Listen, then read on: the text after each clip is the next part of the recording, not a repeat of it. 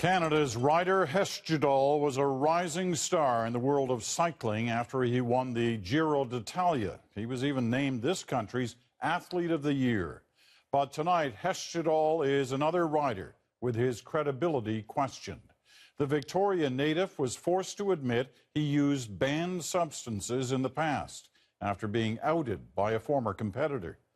Adrian Arsenault has done extensive reporting on the dirty side of cycling for us, and she has our lead report tonight.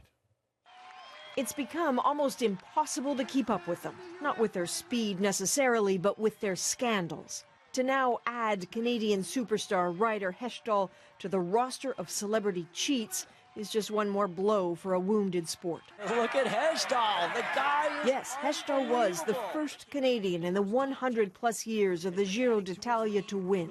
A clean ride then, perhaps, but years earlier, he says, he chose the wrong path.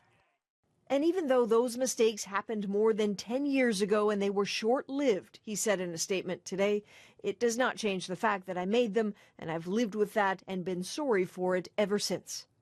Confessing perhaps because of an autobiography from disgraced Danish writer Michael Rasmussen. In excerpts released today, Rasmussen says he taught Hesjedal and Canadians Seamus McGrath and Chris Shepherd how to take EPO and a type of cortisone back in 2003 in the run-up to the Athens Olympics. So, more fallen stars. Yeah, I'm definitely a little bit shocked, but, you got to focus on, that was 10 years ago. He was young,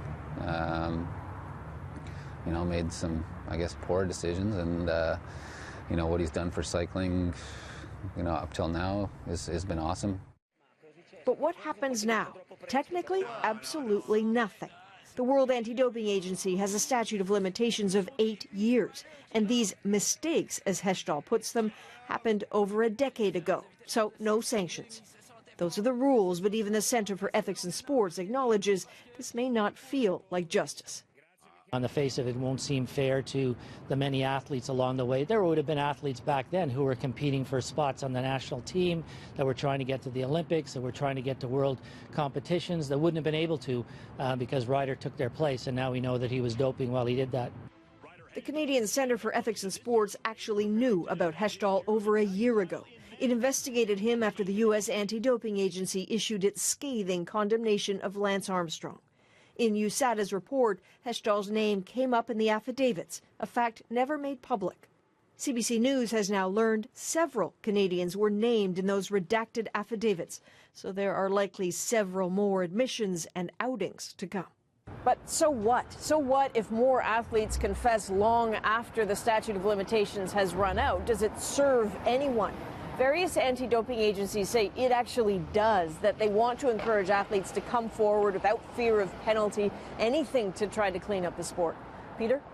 Adrian, did Hesjedal say what he actually did or took? No, he was actually very vague. He referenced past mistakes without really explaining what happened or when, so really far from full disclosure.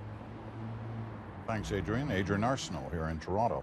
Well, he may not be giving details, but as you heard, Michael Rasmussen claims to have taught Hesjedal to use EPO.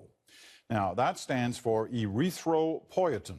It's a hormone produced naturally by the body, but can be used to boost the amount of red blood cells and oxygen in the body. It was banned in the early 90s, and it was one of the substances that Lance Armstrong admitted to using.